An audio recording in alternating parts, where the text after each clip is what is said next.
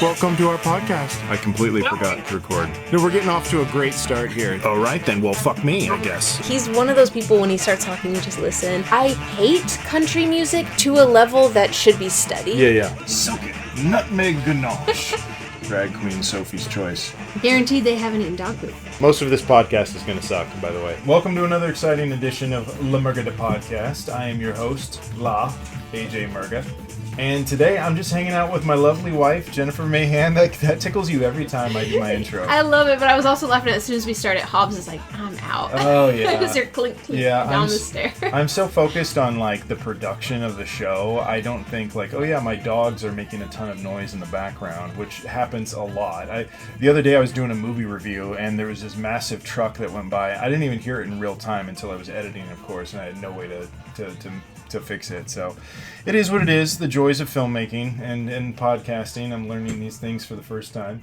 But today we're just hanging out and we're talking RuPaul's Drag Race, the season 11 of All Stars just finale'd, and we love that show. You got me into it many years ago, 15, 16 years ago. Not quite that long ago. Maybe like 12 years ago. No, pandemic. Was it really? No. Yeah. It was sooner. It was older than that. No, I remember we were in Orchid. Okay. And everything shut down. We're looking for stuff to watch. I was like, you might really like Drag Race. And I started, rookie mistake. Do not recommend.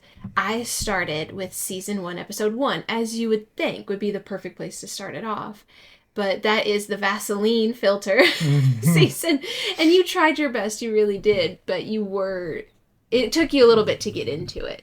Yes, it did.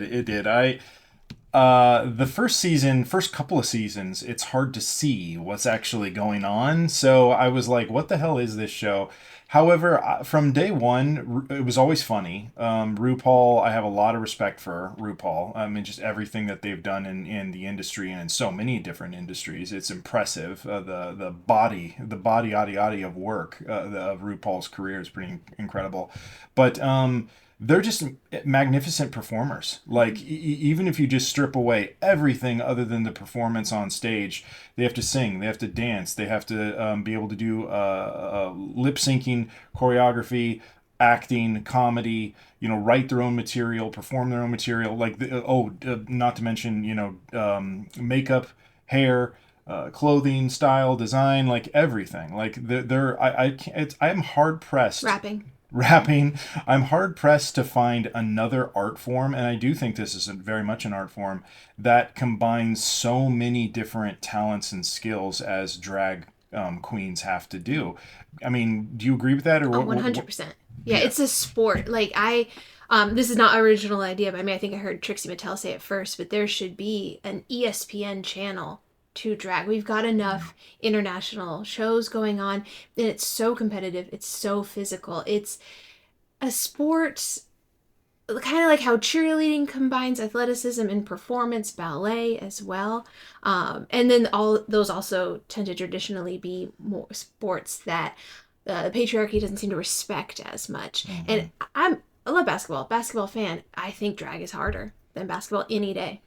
Yeah. I mean, it's hard to disagree. Like I said, you got me into the show, I guess, in the pandemic. I thought it was many years ago because we binged every single season, I guess. So it just feels like longer. But yeah, I have a hard time thinking of anything that really comes close in the terms especially in the performance world. It's almost like you see back in the vaudeville days when somebody could like ride the unicycle and juggle and somehow play the accordion at the same time, and it's like I don't know how anybody does all of these things at once, and yet it is kind of its own sport, especially when you add in the competition of the show Drag Race, which is what I've always loved. I love pretty much any competition show, and this one is like no other. So speaking of which, what is it, first of all, what is it that drew you to Drag Race originally? Ooh. And then let's segue into this current season. Yeah, so I first watched it when it aired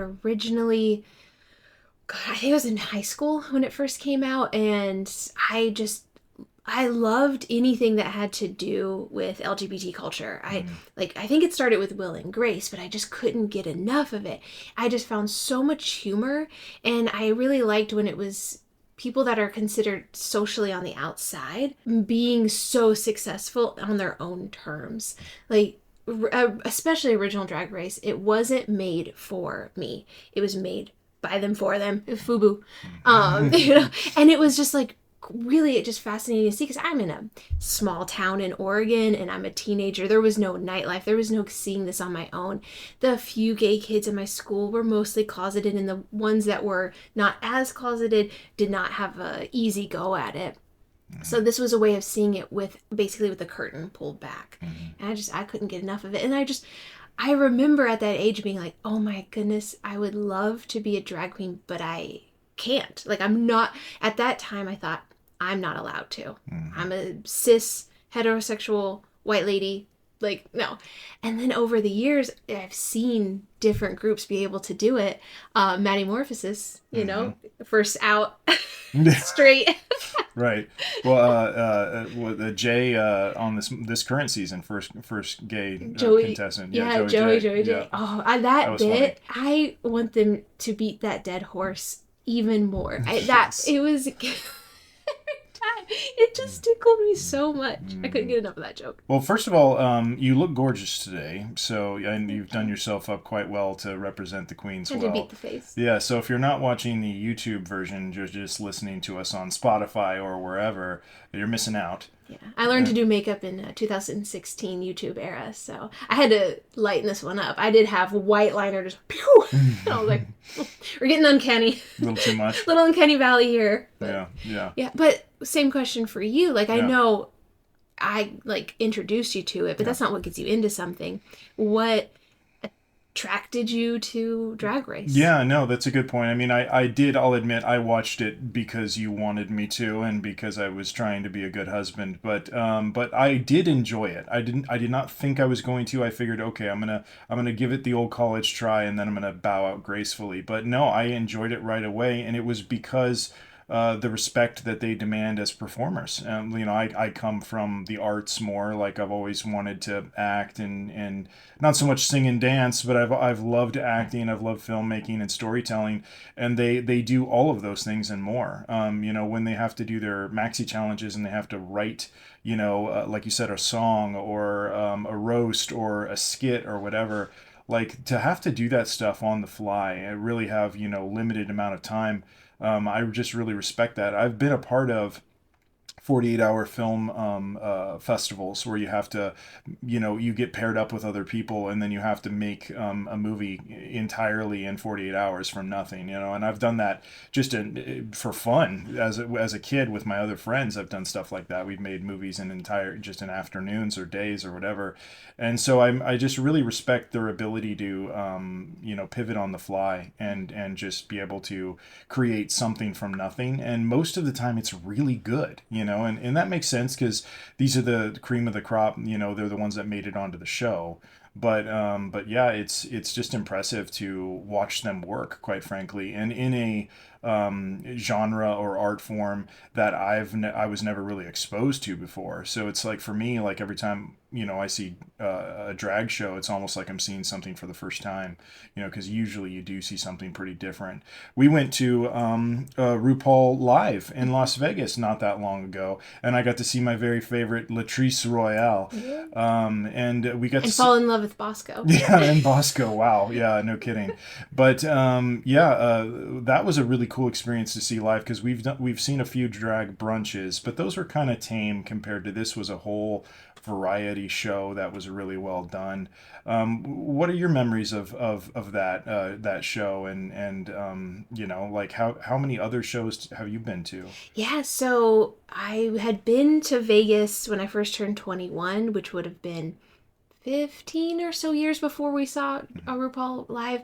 And y'all have to forgive me, my memory is not great.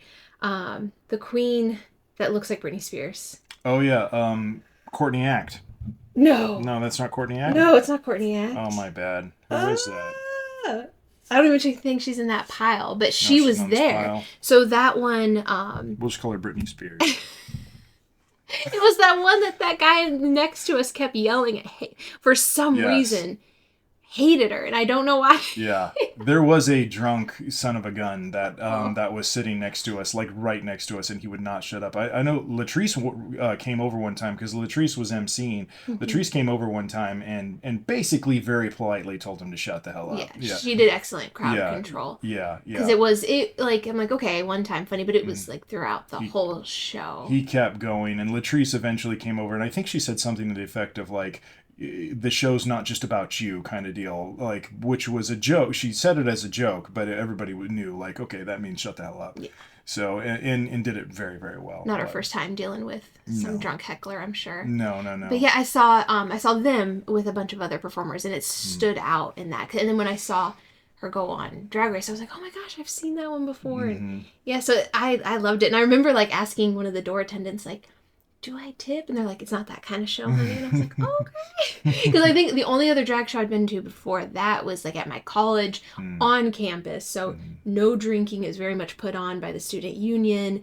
And it was a really special show because they did their performances, but then they did a Q&A after. So you had all these kids from different backgrounds discovering different things and asking they could ask those questions that if you propose today, you might get kind of attacked for asking.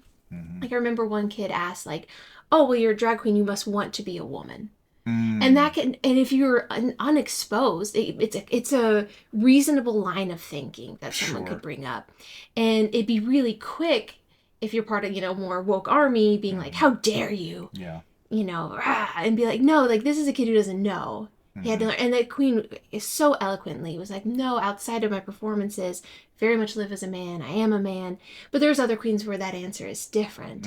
And that's how that person and the rest of us started to learn, like, there is different presentations. So I hope those still happen. That college was University of Oregon. So we get, that's just a place you're going to see more stuff like that. And so I think it's a shame that other colleges, one a stone's throw away from us, I'm sure, wouldn't give the students that opportunity to see something different. And like, nothing bad happened to me. I'm still exactly the same after that. Yeah, jury might still be out a little bit. You're still young. There's time. There you go. Well, you bring up a good point about something, not to sidetrack us too much, but for me personally, I agree. Like, there has been many times in my life where I've just kept silent instead of asking a question, and it's literally just out of ignorance. Like I don't know much about gay culture. Like I have to ask you or Google most of the time when I have a question. And being a writer, it's my inquisitive nature. It's also like I'm always having to research things. Like I have written about gay characters, so it's like sometimes you have to you need to know answers to questions on these things. But there's been many times in my life where especially recently where I've been quiet about that sort of thing in public, and it's because you don't want to sound stupid, you don't want to sound insensitive, you don't want to get attacked. And I kind of hate that attacking culture, because really what it does is it invites people to not be inquisitive, to not understand each other, to not build empathy and rapport with each other. And I think that's just kind of sad, and we're seeing that trend more and more in the wrong direction. But you made me think of that. I don't know if you have any thoughts on that or not. Yeah, no, I completely agree. We're being forced into such a divisive culture now, and if you don't fall completely in line with one group or the other, you're immediately thrown into the other group when you might have more centrist, more pragmatic views. And the live and let live becomes really difficult if we can't also engage with each other. And so I think having a safe space to ask questions, and I am definitely guilty of attack feels like such a strong word, but going after somebody if I find their question inappropriate. Sure, you'll put people in check. Yes, yeah. And so I try to do it out of humor, especially. But it always depends on somebody's intentions that they're coming behind. If they're asking a question to be nasty, they're gonna get nasty back. I'm gonna check that energy. I'm gonna meet it. But if they just don't know, weren't exposed to it, or if I'm the wrong person to answer it, I don't live that life. I don't have to experience the struggles firsthand. It's all secondhand, everything I've experienced. One of my first jobs and volunteer opportunities was at the HIV Alliance in Eugene. So I saw a different perspective in that culture than a lot of other people would, whose first experiences might be in a different way. And that there was a lot of cultural sensitivity and training there, but there was also some extreme things too. Like the word crazy was a word we're not allowed to use. And I get where they were coming from, because if you struggle with mental health, that word can be sensitive. But I guess now that I got a few initials attached to me, I'm like, why was I so afraid to use that word? Like, I don't know. It's just, we start policing ourselves to a point of our like self-induced silence. Yes. Not only does it increase the divide between us, it like also can hurt confidence, because like me as a writer and just as a 43-year-old man, there's a lot I don't know about, and a lot of that has been because I was scared, or I was afraid of getting attacked, or whatever. I was too scared to take a risk, and part of that is just me and my own fault, and the other part of that is the culture has created a bit of that, where people do have to be careful, especially straight white men, like we, and this is definitely not a woe is me moment, but we do have to be more careful now. We really do. And I don't think that's for, I think that's for probably a good reason. The white men have certainly earned the reputation that they have, but we do ultimately have to be more careful. So you have to educate yourself, but then, it's not like your suffering doesn't count. Yes. It's right. just seeing things through a different lens and being aware of your perspective on things and not applying that to other people's experiences. And you can't learn that overnight. No, totally. Okay, well, thank you for that sidetrack. I appreciate it. I like a sidetrack. Yeah, let's not bury the lead too much. We've been talking for about 15 minutes, and the people want to know about season 11 of All Stars Drag Race. So, first of all, the one that really stood out to me was Silky Nutmeg Ganache. She's just one of the most ridiculous, but also enjoyable drag queens, I think, of the modern era.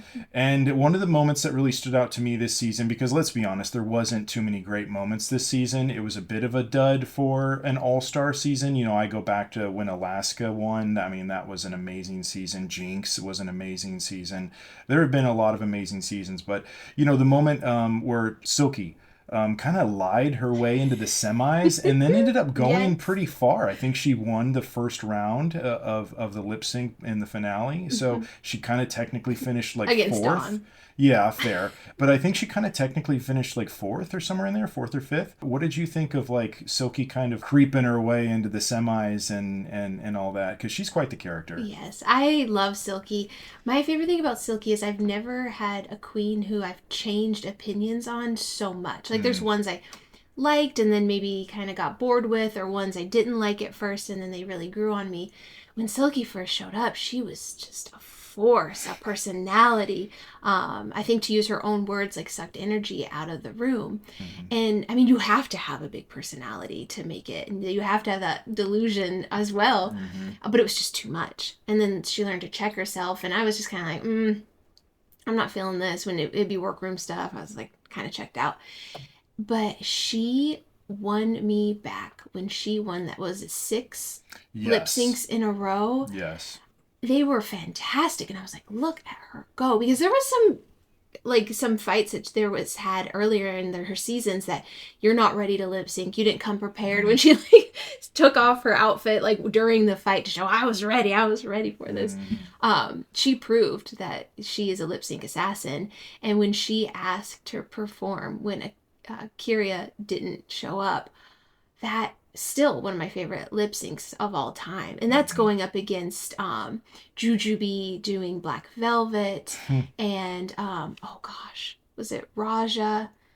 My memory, but like the ones where they end up crying together and like performing together. All of just these iconic moments. Yeah. Evie versus Brooklyn. Like there are some extraordinary lip syncs in the past, and the fact that she's on that list alone.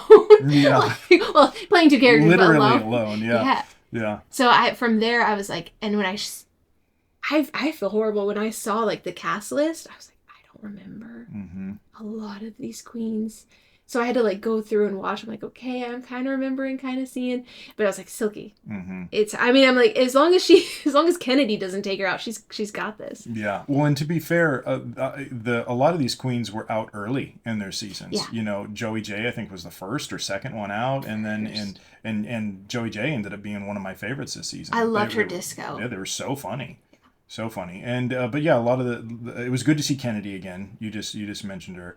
It was really good to see Kennedy again. I wish she would have done a little better. But yeah, it was a deserved go, but with her history, that was rough to see. If I have a critique of RuPaul's Drag Race, and especially this season, it's kind of the formatting of you know, this bracket format, because I definitely come from a sports background where I love me a playoff bracket, but we had a finals. Everyone who made the semifinals, advanced to the next section of the bracket, and ultimately to face down each other in the lip sync tournament and the finale. Well, there's only one person who made it out of the first round but didn't make it into the finals, and that was Kennedy.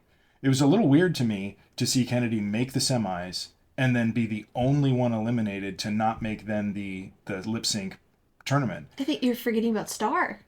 Star? Yeah, Sam Star. Oh, Sam Star was eliminated as well. So there was two eliminations, which then that we'll see, and that makes even less sense to me, because you could have paired them up together and had them all be in this like 8-person bracket instead of this how they had 6 people and they had to do like 2 buys basically to make the numbers right. Then the numbers would have been right from the beginning. I just think that sort of thing doesn't really make a whole lot of sense. I would have, and then we would have gotten more time with Kennedy and with Sam. But Kennedy might have been able to take out Crystal. Maybe that's true, but you know, like there are some seasons where no one gets eliminated and they do the benefactress badge. I like those. Which I like those too, because then we get more time with them. And then every once in a while there's a season like this where there's kind of these odd eliminations. Nobody got eliminated in the first, you know, bracket, but they did 3 different, you know, groups, and then they bring people back just to immediately eliminate them. I thought that was a little strange, but that's just a minor criticism, I think, for that. But what do you think of, like, in terms of the structure and some of these new changes, what do you think of Rate a Queen? I've never been a fan, because I get like the drama of strategy, but I don't know, I guess I'm kind of a purist. I want like who does the best to do the best. Not so much to be the opinions of other people. But I do think even with all the drama of Rate a Queen, it's still, the cream still rises to the top. So it still finds a way of working itself out, especially if they've got drama going on off screen too. Like I don't know the facts. We probably never will know the facts, but I saw an article, just the headline, didn't read it, because I was like, this is probably full of lies, that Akira sued Silky for $900 after the show ended, going back to whatever was going on between them before. And yeah, it's just, it brings more to the table than what they're actually doing as performers. You think they're on the People's Court for $900? I hope so. I hope so too. Judge Judy or something Judge like that. RuPaul. Judge RuPaul. She should. You know, RuPaul is doing every damn other thing. Like, why not have a judge show? I would love that. That's a question for you. Does RuPaul need to do everything? No, she needs to slow down, because I mean, she doesn't look anywhere close to her age, which I believe is like over 70 now or something. Ooh, or around how could there. you? Yeah, I know, but I mean, people have Google, but yeah, it doesn't look anywhere close to that. But it's just got so many plates spinning, and don't get me wrong, like, I love the entertainment, and if I was her, I probably would be doing the same thing. But yeah, I do worry a little bit, like, to compare her to, you know, another really good storyteller or creator, let's say Seth MacFarlane. Seth MacFarlane, or I was actually going to say the American Horror Story. Help me. Oh, Ryan Murphy. Yes, Ryan Murphy, who I saw. What did that person say? They were the white people's Tyler Perry. Yes, white Tyler Perry, Ryan Murphy. I love me some Ryan Murphy, but every time there's a drop off because he's spread too thin, I think. Exactly, and we've so yes, with Seth MacFarlane, it was when he splintered off and created American Dad, there was a gosh, the neighbor. I don't even remember the neighbor's The Star Trek show too. Cleveland, I think was his Yes. name. Yes, in the Star Trek show, started doing all these other Ted. shows, and then Family Guy, what that I was a huge fan of, it just kind of fell off a cliff, and it just wasn't as funny anymore. They They started punching down, Yeah, which I punching don't down. appreciate that humor at Yep, all. recycling a lot of the same jokes, making these really like even weirder reference jokes than before. And then with Ryan Murphy, yeah, it's like the first handful of seasons of American Horror Story are really good, especially the first couple. The first season's amazing.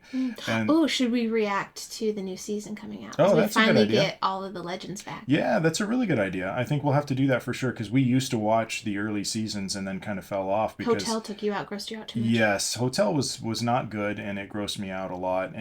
But to finish my thought about I'll him never is let it happen. no kidding is when he started doing the American crime stories. I feel like a lot of his attention went to those. It was like he kind of got bored of the horror stories or just maybe he was spreading himself too thin with other stuff and then really focused on the American crime stories and those are really good. So I'd like to either see him choose one or the other because obviously I don't think he can do both. But Rue doesn't seem to have that problem. Maybe it's because Rue does a lot of work in the same space, but doesn't seem to have that problem. And in recent years though, Rue has maybe gotten some flack and maybe deservedly so for not always choosing the best winner. Yep, and she's gotten flack for fracking too. There you go. So what do you think about like this winner, Crystal and Crystal Method, and then also to some of the previous winners that maybe you didn't quite agree with? Yeah, I love Crystal. I really like the ones that are weird. Comedy Queens are my favorite. They're always gonna be my favorite. That's why Same. Silky, like when she was little when she was little Silky, it was great. So that That was good. it's not always gonna be who I think I want to win is the most deserving of it. And I do think Crystal deserved it the most. Her looks amazing. She performed solidly each time. Did she deserve to win each thing she won? That you could debate that for the end of time. But her body of work over the whole thing, I think, was better than everybody else if you put everything together. For me, I think the queens that I might not have wanted to win are the ones when you mentioned that they were the winners. I go, who?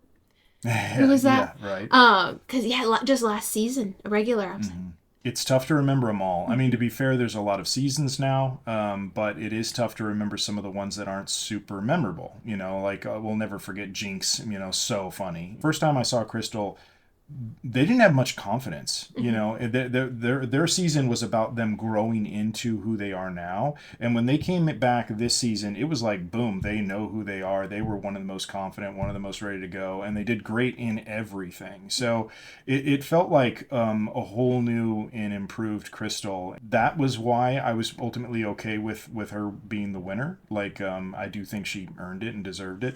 But it was close. This was a pretty close season. And I don't know. There was other people who did really well who I thought maybe should have gone a little further. we're just gonna have to put like subtitles up of all the queens' names. I know, forgetting. exactly. See, that's one of the criticisms of this season is like it is hard to remember them all because some of them weren't super memorable. And when their bracket goes back to the very Yes. beginning, and the controversy of the one bracket only being 3 episodes over 2 weeks, which that's kind of a bummer for them. That's a good point. Even less exposure, which at the end of the day, like I think that's what this show does the best for these drag queens is gives them exposure so they can go and get more live shows, so they can get more endorsements, more followers online. Do you think? I mean, that's probably worth more than the prize money because the prize money, yeah, $200,000 for this season's winner. That's a good chunk of change. But at the end of the day, that's a year's salary. Cut in half by taxes because it's Yeah. not income. It's seen as prize, which is wild. It should be income because they earned it. Absolutely, and it is their job. Like as drag queens, many of these girls that make it onto this show, they're full-time drag queens. And they spend so much that they might not even come out ahead. Yep, it might just be negligible earnings if anything. So I agree. Like really, what they need is the exposure and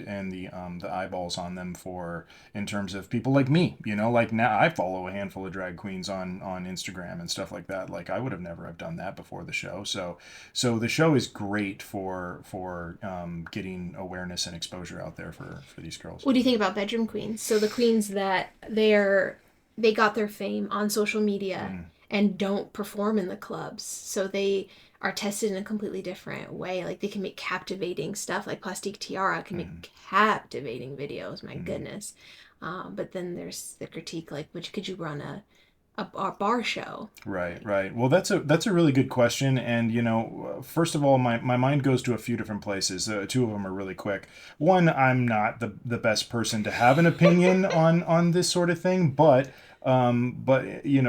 two is really like whatever floats your boat, like if they feel more comfortable staying at home in front of the camera and putting out something that's highly edited, I say more power to them. That's not much different than what I do with my YouTube channel, right? So, but as far as like, oh, you're not as good of a drag queen because you can't do it in front of an audience, or you can't run a bar, you don't know how to pour a drink or whatever the hell, right? Like that's dumb. That's a dumb argument. So that is my opinion on like why crap on somebody's art form if it's making them happy and they're doing good work. Like, you don't have to subscribe, you don't have to like and subscribe and all that crap. Like you just basically don't give it any attention.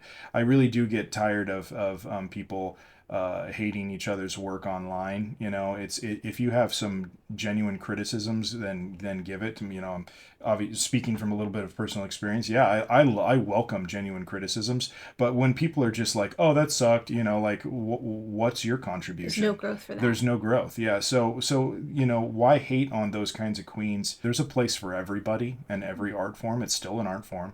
But to be fair, I've never actually like watched any of that online, so I don't really know exactly what they're doing. But why not? That's my question. The hill I'll die on though is sewing.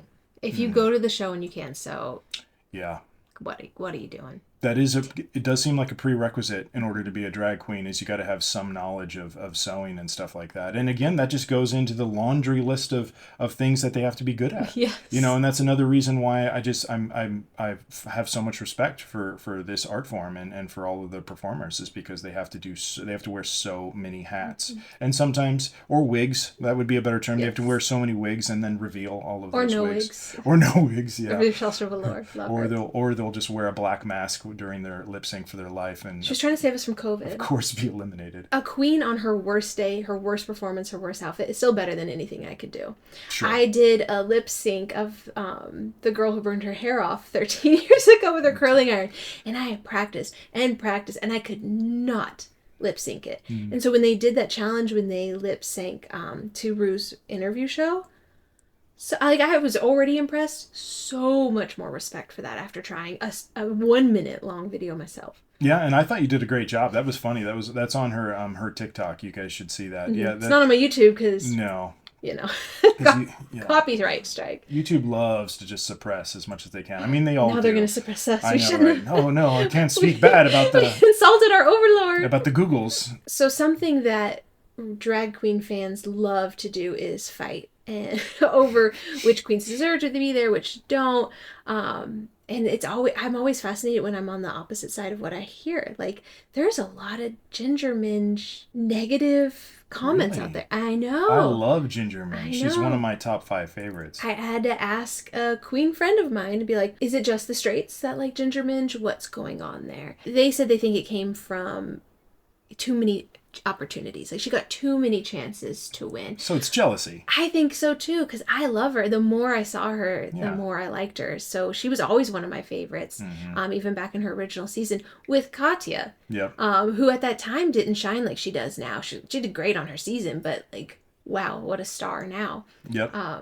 So there's a few that people just don't like. Plain Jane gets a lot of controversy, and I love Plain Jane. She was like one of the least villainous on the villains. Well, yeah, I can understand people maybe not getting along with Plain Jane because in real life she does seem like she's probably pretty rude, especially if you're in a competition with her. But yes, she's very entertaining. And to speak to the jealousy thing, it seems like jealousy is basically just energy going in the wrong direction, because if you use that energy in the right direction emotion, it's drive. Like you want to, if you're jealous of something, then that's your bar that you obviously want to get to, and just, use that energy for good to try and push yourself to get there. So Don't envy, emulate. yeah, exactly. Like, so if there's a lot of queens that want to crap on others because they're jealous or whatever, like that's just too bad. Like, push yourself and raise the art form and get yourself up to that platform instead of, just bashing them. But sometimes it is easy, I think, to just, throw sticks and stones and hope that something falls instead of trying to climb your way up there. Because even like one of the worst outfits that gets bashed on all the time, the gift bags, Which is pretty rancid. Yeah, but her lip sync still sent someone home. So there's still more talent in that queen in that episode, Lalaurie. Wow. Than somebody else had. Like it just shows like it's really easy to focus on the hate, but they're just maybe focus on the wins. Yeah, I forgot that she actually won that lip sync. Like the bags are just seared into my brain, and I don't remember anything else. I would have figured she went home because that outfit is like insane. That's like what I would do. Like if I was on Drag Queen or Drag Race, and I had literally like I have no sense of style or idea of how to like sew anything. So like just stapling bags onto me or whatever would be like, I would think that would be something funny to do, but like the fact that a real drag queen did that is just mind-boggling, and in a good way. It's great entertainment, but like there's a reason why only one person has done that, and it's only happened once. It shows the power of the lip sync too. Yeah, like you can mess up so much, but as long or do so well. We were referring to the mask earlier. Yeah. Like she didn't know the words. yes. So you can be moving great, having an awesome outfit, but if you don't know those words. Yep. And Rue knew that. Rue was like, oh, okay, you don't get to lip sync with a mask on and survive. But she looks like Linda Evangelista. So I'm curious, if you had to choose your top 5 favorite drag queens, maybe top 5 best drag queens, are they the same, or what would you think? Like, and this is just off the cuff. Yeah, so it's like I'm going to a meet and greet or a show or whatever, and I want like my all-star cast. Katya, hands down. That's your favorite. Yes, Yeah. She's so funny. Yeah, very funny. And so weird, and so I feel real. I mean, you'll never know how real people are. Don't meet your heroes. Like, I would hate to have that spoiled, but there's just like, I don't know, this authenticity. Evie Oddly, I just like the Stone Cold Weirdos. Like, Evie's just unexpected things all the time. Yep. Jinx. Yep. One of the most talented humans alive. Like, she does everything. Totally. Her Judy Garland is my favorite Snatch Game. Thank you, of all time. Like it was unreal when she asks for her camera, says that she's dead.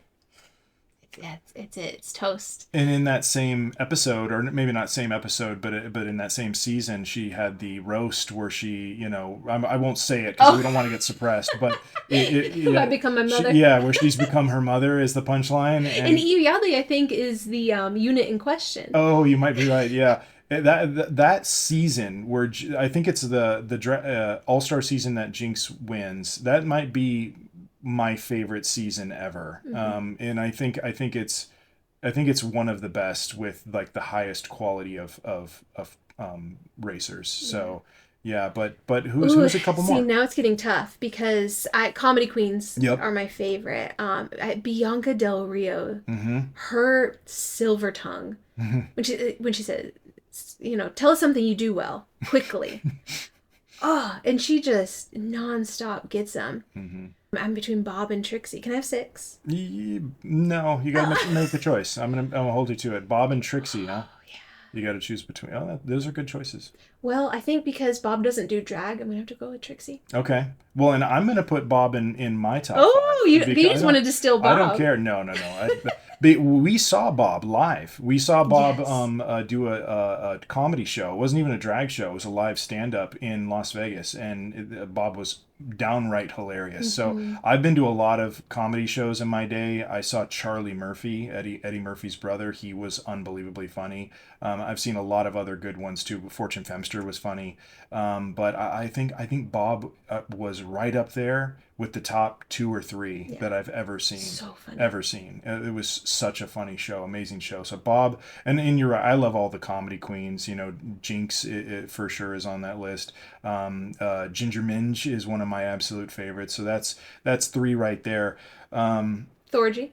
Gonna pass on Thorgy. No offense. But Thorgy's great. We were just Team Bob that season. Yes, but I think those 3 for sure, hands down. I'm sure I'm forgetting someone.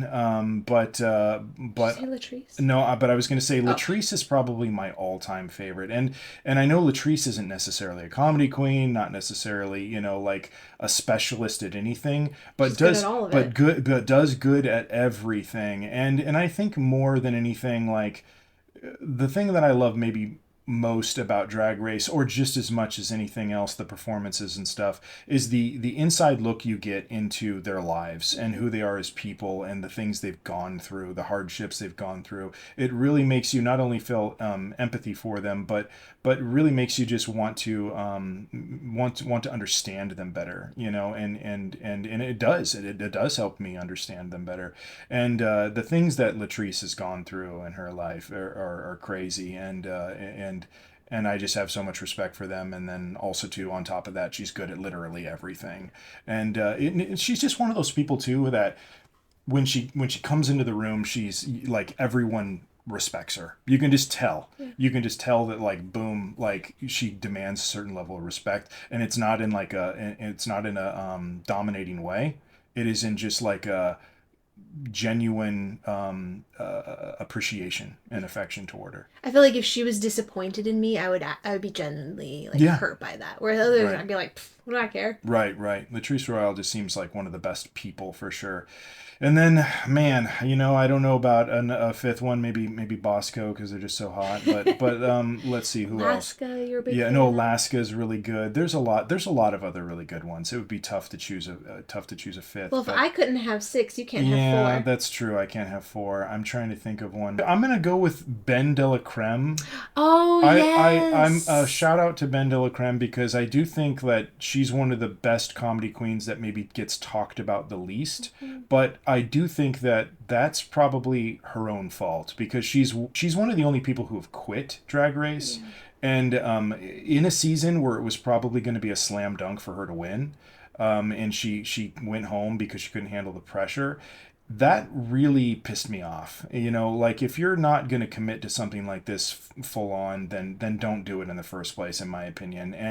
And for her to kind of give up halfway through, or maybe even past halfway through, that was upsetting as a fan and also as a competitor.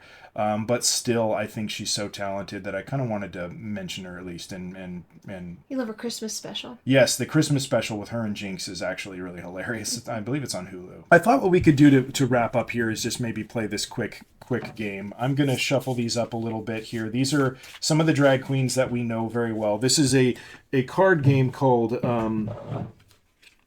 Game of Queens, and I can't remember where I found this, probably just Amazon. We'll play a quick card game here. We're going to basically pit these against each other, and we'll see which drag queen reigns supreme. Oh, we've got a leftover. Is it Rue? We should have Rue as the one that's not in there. You have Rue. Okay. Yeah, because that's just... Yeah, Rue's going to be the judge. Rue is the judge. There you go, Rue. Okay. So who are we going to go with first? Versus who? You can go first, or I can go first. You go first. Okay, I'm going to put up. Well, I mentioned it. Latrice Royale. Ooh, who are you going to pit against Latrice Royale? And this is we have to come to a consensus of who do you think Rue would choose? Now, should I play strategy here? Should I throw it, or should I put a genuine... Well, if you think you can talk me out of voting for non-Latrice, oh boy, that's a really tough one. We started with that right off the bat. Who's the best? And they have little scores on these cards, which is kind of funny. I'm going to cheat for a minute. Yeah, 10 years ago. Yeah. The highest, wow, look at this. So according to this game, Jinx has a 86 comedy rating and an 88 shade rating out of 100, of course. And the highest thing for Latrice, because again, she's a jack of all trades, legendary factor is 68. But the legendary factor on Jinx is 77. So according to this card... This was printed before she won All Winners. This was printed before she was on Broadway. And are you talking about Jinx? Yeah. Yeah, you're right. So I think Jinx is the more dominant one. Even though I love Latrice, I think we got to give it to Jinx. Latrice. Okay, fair enough. Just in the... We don't want this to go on for 2 hours and listen to us fighting over drag queens. I'm curious who you're going to pit against Divine. Guaranteed they haven't eaten dog poop. Yeah, right. Well, legendary factor at 100. Oh, yeah. Outrageous at 100. Look at 100. Good God. Okay, well, let's do another look then. Raja. Oh, that's tough. Isn't it tough? So if Divine is a legendary looker, I mean, you have to say the same about Raja at this point, because Raja does... What does Raja do? Everybody's makeup? Rue's makeup? No, that is Raven. Oh, that's Rue's Raven, makeup. my bad. You're thinking of Top Model. So Yes, Raja okay. was doing makeup on Top Model. That's what it is. One of the few queens to get invited onto the show, Bob also being in that group. Gotcha. Destroyed. Crushed her season, won unquestionably. Yeah. Then continues to have a post show with Raven where they judge. That's it. Okay. I think that's really difficult because you've got legend in a time before Drag Race, legend in a time after. Yeah. I think Raja. That's my vote. I'll give it Raja because of the current state. Okay. Fair enough. All right. My turn to go first here. Sharon Needles. Ooh, okay. I'm going to get messy. Alaska. Ooh, Alaska. You know the history. Oh, yeah, because correct? they dated, right? They were together. Well, my vote would definitely be for Alaska. I would too, because of the...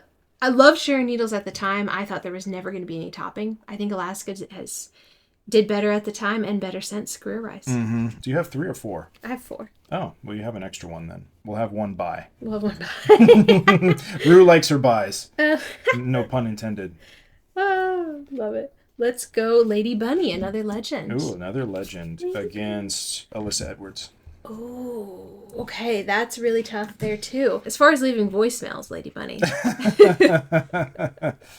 Yep, I agree. So, legendary factor, and then, man, comedy and looks. Back rolls. Back rolls. Yeah, that's the thing, because Alyssa Edwards has so many, like, classic moments, and Lady Bunny's never actually been on the show in any capacity other than just, like, in a skit or two. She was roasted as a dead woman. That's right. That was so funny. That was so funny. And Trixie constantly accused of stealing her look. And Alyssa was also roasted, if memory serves me. Yes, she was. Yeah, so you've made it big time on that show if you're being roasted. Or you just are big. Yes, yes, for sure. The mistress. Yeah, so I don't know. I mean, I'm fairly split. What do you think? Who would Rue? Rue would give it to Lady anytime. They Sure. started together. Okay, well, we could do that then. Lady wins? Lady wins. Okay. And my turn, Courtney Act. Courtney Act. Ooh, I'm going to go with Manila. Manila? Yeah.